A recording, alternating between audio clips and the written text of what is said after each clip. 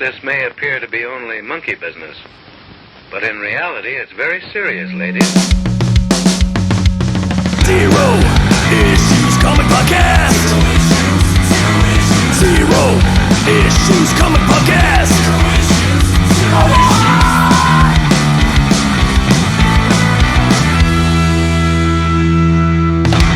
Excelsior!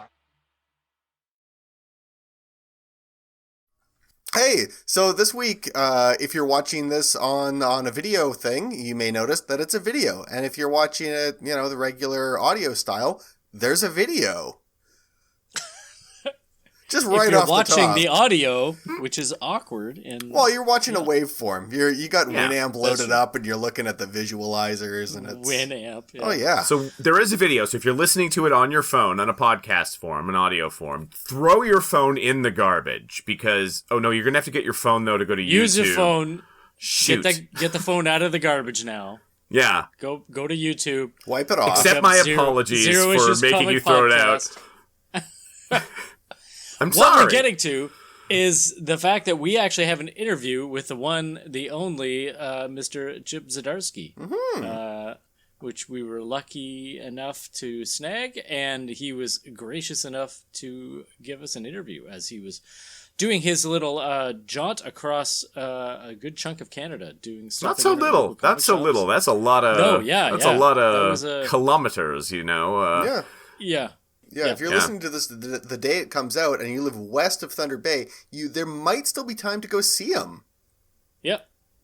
And go do it. Super nice guy. Super nice. Oh my God. It was very, very gracious and kind of him to give us so much time. I was like, we could ask him like a couple of questions. He's sure, he's got better. Hey, he was better very things nice. To do to talk to us. Yeah, exactly. Turns out, not so much. No. No. Anyways. No. Cut to the earlier recorded sweaty palmed versions of ourselves. Yeah. So, without further ado, without further rambling from us, let's get to that interview part.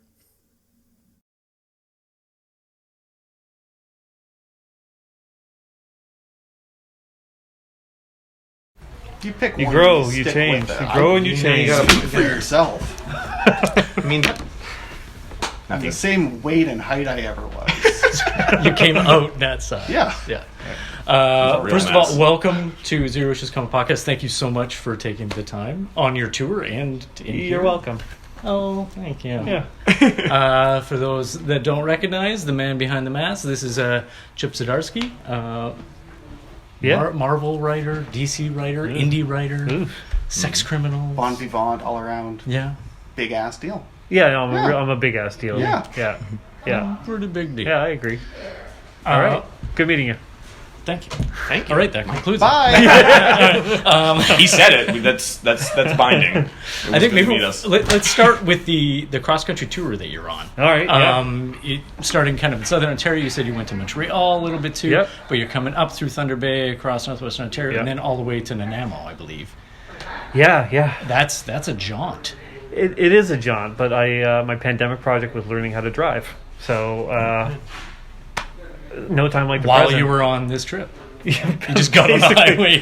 Well, I mean, like the first time I was on the 401 highway was on my way to Montreal in a rainstorm. So I was like, all right, this is a thing.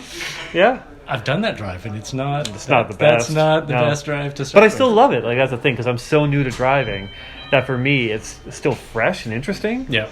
Like, I keep telling people, like, it's like freedom. You just throw your stuff into this apartment that moves. I can actually go places and enjoy things. Like, I spend my whole life never singing in a car. And now I can just crank the tunes and I can put the windows down and just go full blast. It's amazing. Nice. Yeah. I'm curious because it's like there's a lot of authors who have, like, when they put out a new book or something, and then the publishing company sends them around and they do a little book tour. Yeah. I'm assuming that's not really what's going on, and this is your impetus to do this. You are correct. DC and Marvel are not paying me to go on the road. I mean, like, it's partly that I want to do the cross country road trip because I've never done it before. So it stems out of the driving thing. Stems out of the driving thing, but also just like, I don't know, I spent like a whole pandemic not seeing people and not meeting readers. And like, especially hitting kind of the big cities, I'm just like, oh my God, there's so many people that are like, that read the books. And I never quite put it together. Because my job is to sit in a room. I do a lot of this. I send in the script, take a breath, start another script, send it in. And unless I'm on Twitter, which I very much try not to be, I'm not really seeing reader reaction. Right. So actually meeting people in person, we're just like, oh, that's awesome, or you suck. Either way, it's a reaction. That's all I could ever hope for. How many people here lined up to tell you that, though? I'm just... Oh, yeah, it would be... you would not be surprised. That's Carl. He does that. This is Carl, yeah. I don't know. You want to throw stuff in, or I just keep going? I will interrupt. Don't worry, I'm very good at interrupting you. Yeah, I know. He's had 9 years. Shut up. 9 years of practice. Start off with the idea of working on huge characters, like ones that have legacies.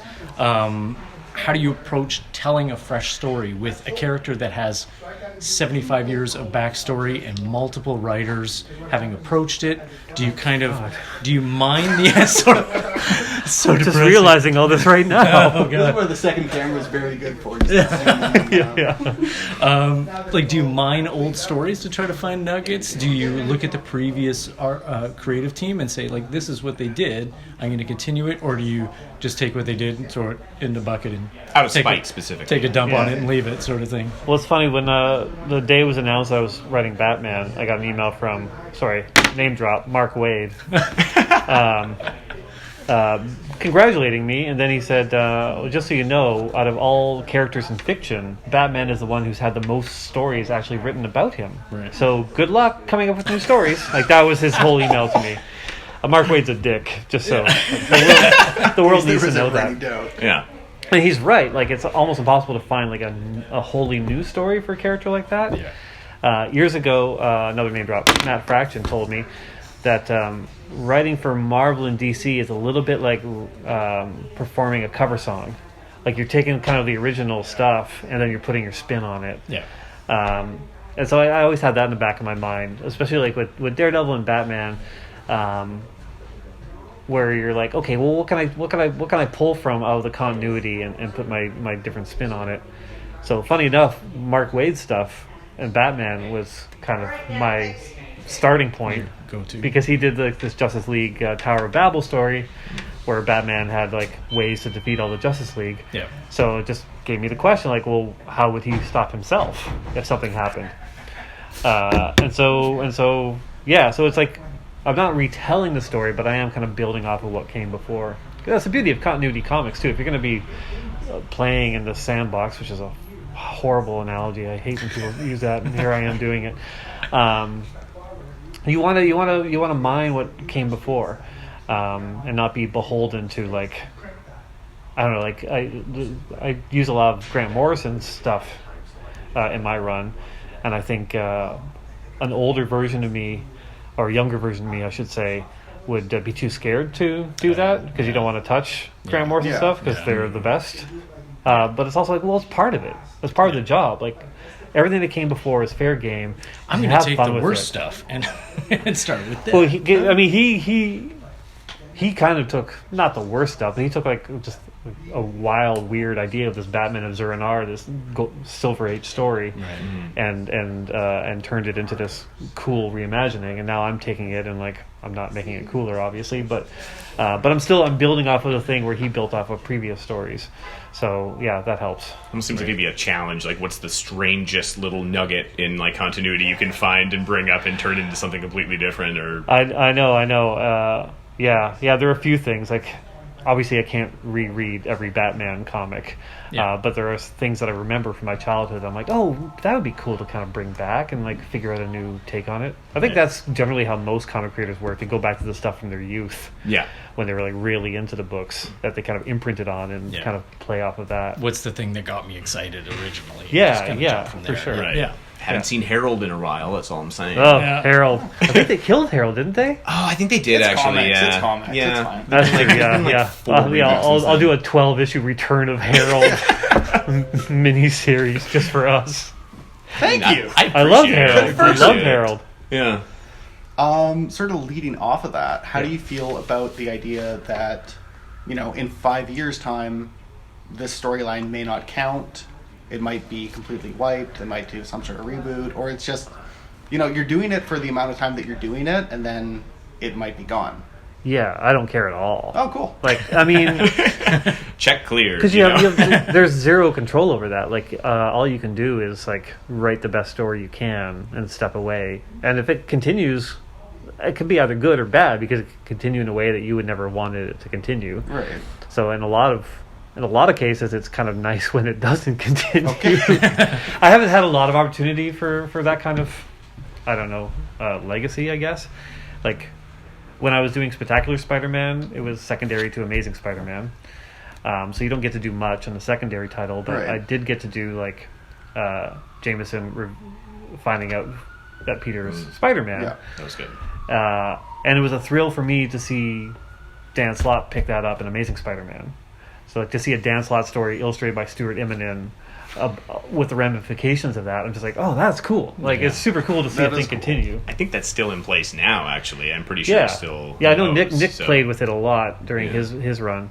And, like, with Daredevil, there's such a history of the current writer screwing over the next writer, like, introducing elements that they kind of have to pick up. And like, no, I'm gonna break him down for real this time. Yeah, so like that's part of the joy of that title, and I know who the next writer is, and I know what they're doing, and I've lobbed the hand grenade at them, so I know how they're gonna handle That's it. Cool. Which is super cool. That's like actually, I love that. Yeah. Like, because I know there's a lot of comic writers who once they leave a series, they can't read it afterwards, because, and a few of them have said, it's like seeing an ex dating someone new. Like, because it could either be good or bad. If it's good, it sucks for you. Right. If it's bad, it sucks for you as well. Like, I don't know if you ever had that experience. Like, no, never. No. Like, I remember my college. I'm looking out the window right now. I heard there's an ex over there. Yeah, he's out there. I remember my first like college girlfriend. We dated for like a year or whatever, and then we went off to different schools, broke up. And it was never really super serious, but then like she came to town with her new boyfriend and wanted to have dinner with me. I'm like, oh, that sounds fun. And then I met the guy, and he was just a hunk. He was just like this giant hunk of a man. He was like a bouncer who was just like all muscle, and he was kind of nice too. So all evening I was just tearing him down, just being a total dick to this guy. I feel quite bad about it now. But that's the thing. It's like, oh, they're better than me. Oh no, that's not. I don't want that. Not loud. No, you're a hunk. Yeah, but if she showed up with a guy who like sucked, I'd feel bad as well. Like, oh no, like, she deserves better than that. So I feel, a lot of writers have that kind of feeling towards comics and comic characters when they leave. But I'm lucky because like I've been able to really kind of work with the next writer coming into Daredevil, and I'm privy to all of their plans. And I was like, oh no, this is really cool. Like, I actually can't wait to be a reader of that. Yeah. Cool. Nice. I was wondering if you could talk a bit about the hustle of being in the business of being a creative person, and just that idea of like having to do your own like your own social media stuff. You're a freelancer working with multiple companies. Yeah. I know you've been kind of reticent to sign on for exclusive long-term contracts for the big companies, and then you dip into the indie stuff, and you're working with Image, and just kind of that playground you have to play with. Oh, okay. I was gonna say sandbox, but then don't do that. It's one sandbox reference. One sandbox. Yeah. It's a lot for sure. I mean, I started off as a freelance illustrator, and there's a hustle to that as well. Except the hustle for me was desperately trying to make my rent every month. Yeah. Whereas now, like, I'm obviously doing better. But there's the phrase, make hay while the sun shines. And so I definitely have said yes to too many things. Mm-hmm. I've made that mistake, just thinking like, well, it could all end for me in like a year or 2 years, especially as a comic writer, because when you look at the history of comic writers, most of them get like a 5-10 year stretch, and then they kind of make the rounds on the characters, and then they're no longer interesting or cool, and then they're kind of done. They have to figure something else out. So I was constantly like, okay, I got to pay my mortgage. Okay, I've only got like a few years to do this. Like, I'll say yes to this, and like, I can't turn that character because I love that character, and like making a lot of maybe mistakes along the way. But yeah, it's like having 3 full-time jobs, I think. Yeah. At this point, going into 2023, I had 13 projects. Yeah, to be fair, a lot of those were ones that were just ending, or were miniseries, or kind of one-shots, but they were like still 13 books technically.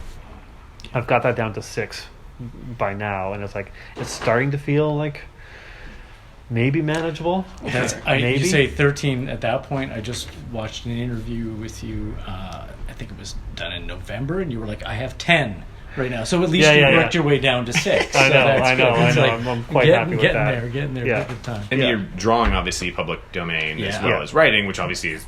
That's a full-time job. So I've got like basically public domain is a full-time job. Yeah. Writing Batman is almost in itself a full-time job, but I kind of lumped that in with like Daredevil and a couple other like little kind of company books, and then the indie stuff is the other full-time job. So it's like it's three full-time jobs. So why not just drive for a month? I hate to like. Are you you're working on the road? How does that work? Yeah. Basically, how doesn't it? the month before I hit the road, I spent most of the time drawing to kind of like, because I knew I wouldn't be able to draw on the road. Yeah. My setup's too big, ahead. and so just Full get ahead on drawing that. table on the steering wheel. Yeah, I know. Oh God, I just got ahead on that, and then now I have to catch up on the writing. So pull into a town, hit the hotel. Yeah. Type a couple pages of Batman, go do a signing. It's like, maybe not the smartest move, but that's what I did today too. It's not getting published, obviously, but still, but you have to do it. You have to write a couple pages of Batman every day. Yeah, it's true. It's true. Everyone does. It's the law. Yeah. If you wouldn't mind sending me those pages.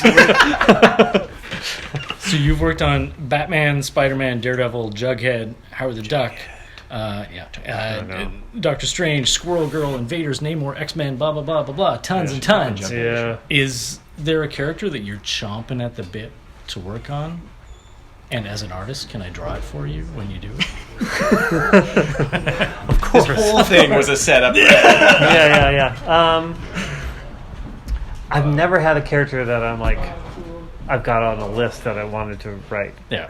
Like, that's just never been the case. I mean, Batman and Spider-Man, maybe. Daredevil was the only title I wanted to write. Right. But almost everything else is, like, totally context-based.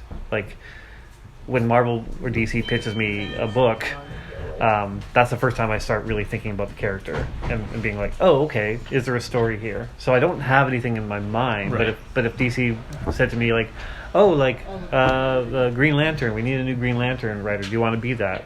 I would go away for a week or two and think, like, do I have a Green Lantern story? Because they did that to me with Flash years ago. Like, I think when Josh was writing it, they wanted someone to be kind of the backup writer for it. And I love the Flash. Like, it was like one of my favorite characters of all time. Mm-hmm. And I went away and I thought about it, and I realized I have no stories about a man who runs fast. That hasn't been done. That would be worth my time or the time of the reader. So I said no. And it's weird to say no to a character that you love, but like, if I don't have it, I don't have it. Like, maybe one day I will, but I guess it also comes out of a bit of a respect for the character that you're like, I don't want to tarnish this with something that's like half-assed if I don't really have anything really good. Like, do you have a Quicksilver story? Yeah, I don't give a about Quicksilver. I'll write 6 issues of Quicksilver. It's never about respect for the characters, because I don't respect the characters because they aren't real. But I do respect the readers. Okay. And I respect the fact that they're spending money on this stuff. Which seems like a very serious answer from a guy like me, but it's true. Like, I don't know, like, yeah, like a lot of people I see online, a lot of people are like, oh, I love that you get Spider-Man, like you respect him. I'm like, I don't get him or respect him. like you met Peter Parker? Yeah, like, he's fictional. I don't respect a fictional character. And as far as like, I think everyone who writes the character gets the character, because there's so many ways you can write them. There is no one way or like one in. Like, he doesn't have to be with Mary Jane. Yeah. That's not an essential part of the character. Like, He doesn't have to like succeed or fail or be angry or sad. And, like none of those are really essential. There's so few things to those characters that are actually essential. Yeah. Batman doesn't use guns. That's basically the essential part of Batman. Spider-Man has to feel guilty. That's the only essential part of Spider-Man. You can like expand from there. But yeah, in terms of respect, I got no respect for no fictional character. I got no time for you. Like for me, it's the reader. It's like it's my editor, and it's like it's final product. I just want to be proud of the final product. Right. Yeah. Right. Can I please. just conversely, just sort of jumping off that, is there any character that you're like, that is like an established licensed character that you have no interest? Like, I don't care, and I wouldn't care, and I won't care. Oh. So no. You know what? There's one. And it's not even that I don't like the character. It's the fact that, like, since I started working at Marvel, everyone's like, oh, you'd be perfect for that character, which kind of automatically makes me not want to do that character, which is Deadpool. Oh. Which I'm just That like... checks out. I'm like, I love the Makes movies, sense. I love the comics, I'm just like... But, like... Yeah, for some reason, I'm just like... It's funny, when I did I did these series of videos called Chip Class. Yeah. That's We're gonna gonna ask about Okay, that. we'll Yeah. get to Just skipping that. ahead, that's fine. But during it, I kind of list, like, all the characters I've written. Yeah. Yeah. And like there's only like a couple that I haven't. Like it was like a long list, and then I'm like Deadpool, I'm like, no, I haven't. Which is true. My first Marvel job is doing a Deadpool cover. And that's it. That's the only time I've ever touched the character. And only time you would, unless something changes. Yeah, like who knows? Who Like maybe knows? one day they offer me a gig and I'm like, Deadpool, let me think about it. Oh, okay, I got the idea. He runs fast now. Send. He's become Quicksilver. Yeah, there you go. Take that, readers. Yeah. Don't respect them anymore. No. You have a great interest and love of comics, and also particularly the history of comics, Yeah. and that like the lore of the creation of the creators and how the characters were created, and partially that's where your came out of. Yeah. Sorry. Yeah. Thank you. Where Public Domain came out of. Where did that come from? Was there a specific thing that kind of clicked that off, where you heard a story and were like, oh, there's a whole world of stories hidden behind this? I mean, it all started as a kid, just because you want all the information about the comics that you can get, and so like things like the Marvel Bullpen Bulletins. Yeah.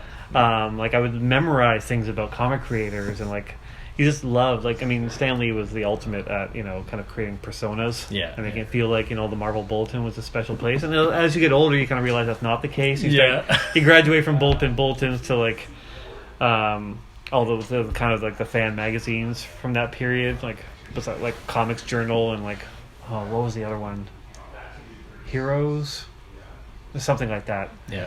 There were a few that I would like, pick up wherever I could. Interviews with a lot of disgruntled creators. You're like, oh, I thought they loved everything they did and all the people they worked with. Then you learn about Stan Lee. Yeah. And people are complex, and the businesses are still business, and there's all these things kind of underneath the surface. So I've always been interested in that. And then over the pandemic, I started a podcast called Mangasplaining, where my friends would explain manga to me. We'd read a different book every week, and I learned through that just like that there's such a wide range of subject matter, and it always seems to be like just like whatever the writer is interested in. Mm-hmm. Like we read a book that was about ping pong, or a book about like rice, or a book about like radio DJs. Whereas in North American market, it's like, oh, what genre is it? Is it superhero? Is sci-fi hot this month? Is it fantasy? Yeah. Like it's always kind of boiled down to those. So I started to think, well, what are the things that interest me? And I had the sad realization that it's comics. Like the thing I do for a living is also my hobby, is also my interest. So I'm like, oh my god, am I going to be the hack who does a comic about comics? I'm like, sure am. Hell yeah. So it's been interesting kind of working on Public Domain, because it's not a genre book. It's about a family and about the creation of the character, and all the kind of machinations behind the scenes. So it's been super satisfying to create, and it feels very different from most of the other stuff I do, which is nice. Yeah. Keep going. If you want us to stop, just go. Stop. No. Get up and walk away. Flip the table. Yeah, obviously. It'll make a good end of it. It's the best way. As a Canadian creator, Yeah. do you feel you bring a different perspective, a different kind of thing to a lot of these iconic creators? I know there's a lot more Canadian creators in comics now than there has been in the past. I mean, Canadian creators, like, there's, at least since I was a kid, there are a lot. Like John Byrne is was the biggest guy ever. Tom McFarlane was the biggest guy ever. Like, well, that's two. A lot of The only two. That's fine. that's it. Just only continue two. to challenge. I spending most of my time in Toronto. Like, there's such a huge comics community there of creators. So I don't think I bring anything special by virtue of being Canadian. Maybe the fact that I'm nice. Like, I think my editors appreciate me, like, on a personal level. Well, that's part of it. That's that relationship. Yeah, I'm generally This goes far. It does. Generally, I'm not a dick when I'm dealing with. Generally, he's generally, there are. I definitely have instances where I have been definitely dicks to the people I work with, but they're few and far between. I think that definitely helps. I don't know if that's like a shared thing with like other Canadian creators. Like, I think Jeff Lemire is also just kind of a genial kind of guy. If Jeff is mad at you, I think it comes out in a different way. He makes a character of you and kills you like off. That. I think if Jeff is mad at you, he's just like, okay, I just don't work here anymore, and he just goes and works somewhere else. And if he's Jeff Lemire, you can just do that. I love Jeff. Don't we all? Yeah. Don't we all? I mean, I like him. I like him. I don't know if I like him. Oh, yeah. I mean, does he like me? Or? Pass him a note in gym class. See what happens. Yeah. On a different note, as a current writer of Batman, does Batman have a deodorizer in his cape to stop the bat farts? No. The farts add to the whole deal. Yeah. If you're fighting Batman, he's beating you up, and you also get that stink. Yeah. Like, phew. You don't want to be... Yeah, if Batman's fighting you and it's like a pleasant smell, like, you're just like, wait a second, you're not actually scary at all. This smells like a billionaire. I think he's got to Sounds like a save it for billionaire. those key moments, though, because he's not very stealthy otherwise, right? This is true. Yeah. This is true. Yeah. And he takes 4-minute naps and he just stores up his farts for days on end. Yeah, he does like 1 half-hour fart.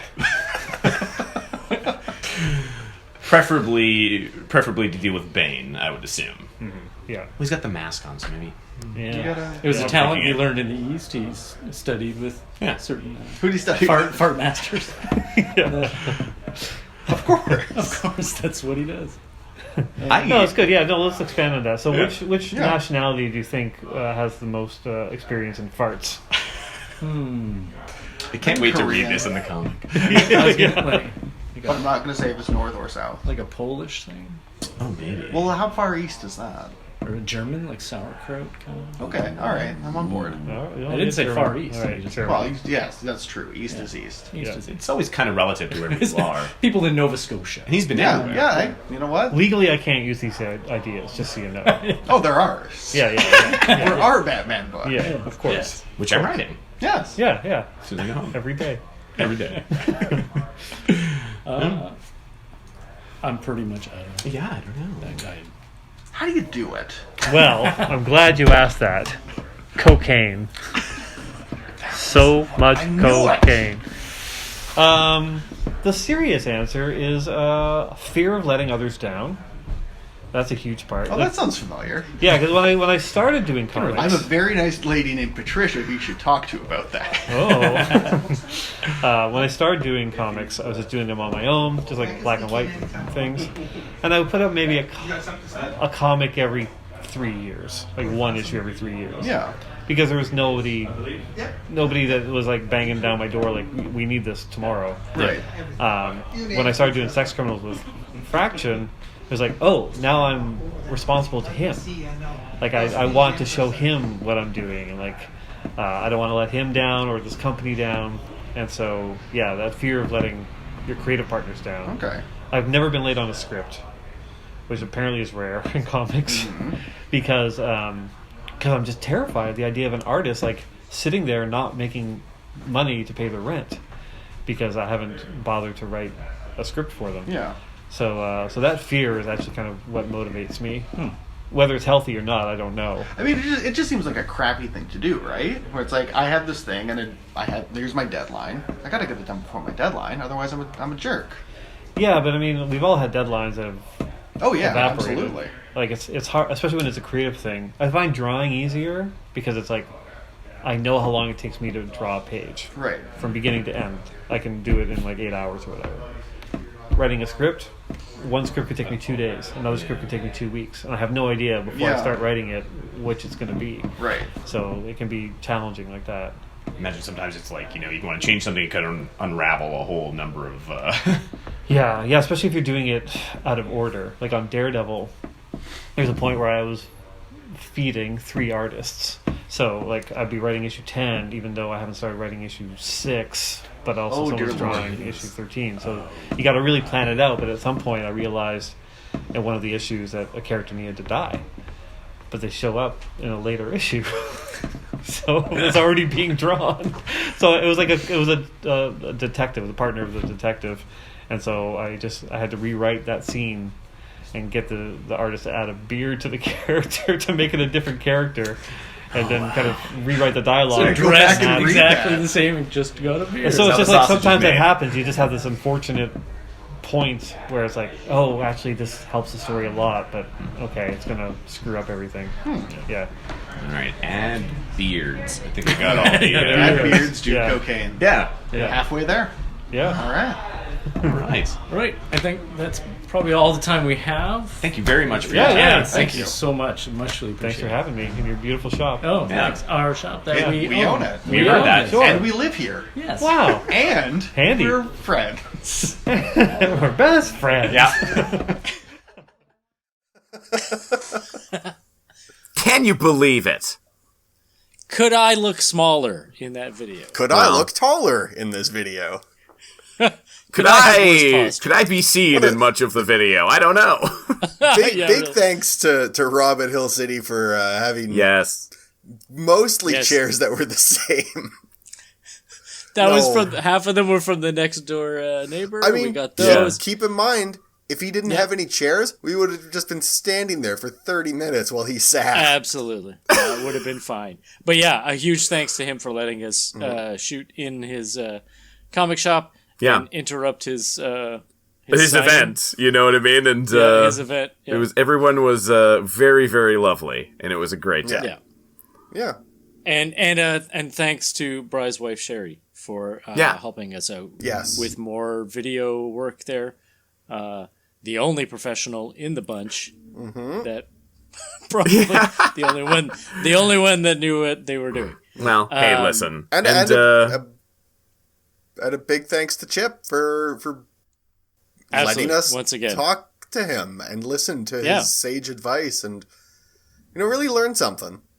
Yeah.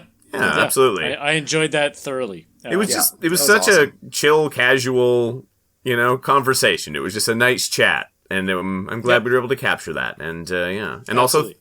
thanks for signing like 8 or 9 books, and also our wedding picture. Yeah, your wedding photo. Yeah, that's what you do sometimes. And Kyle brought up the fact that in at the end of that interview, we didn't really give him a chance to plug anything. Oh yeah, Yeah. So if you want to check out some of the work that Chip Zdarsky has done, read Batman. Just go read Batman. He's writing Batman for God's sake. Exactly. I was like, we don't need to plug that. He's Yeah, writing yeah. Batman. He does a bunch of Just- other stuff. He does, he's doing what? He's down to 6 projects right now. Is that, yeah, Yeah, something like 6. that. He had 10 in November Yeah. or something when he did. Go read another interview, Batman. and Go now read he's down Daredevil. to Go 6. read Public Domain. Go read Public Domain. yeah. Public Because it domain probably is makes the most really money good. off that. Yeah, exactly. It's a creator-owned book, and it's quite good. You'll enjoy it. Yes, you. All right. Okay. Bye. See you later. We leave. Hear Bye. you later. Smell Will you we? later. We will. Smell-o-vision. We Incense could. around. I didn't stop.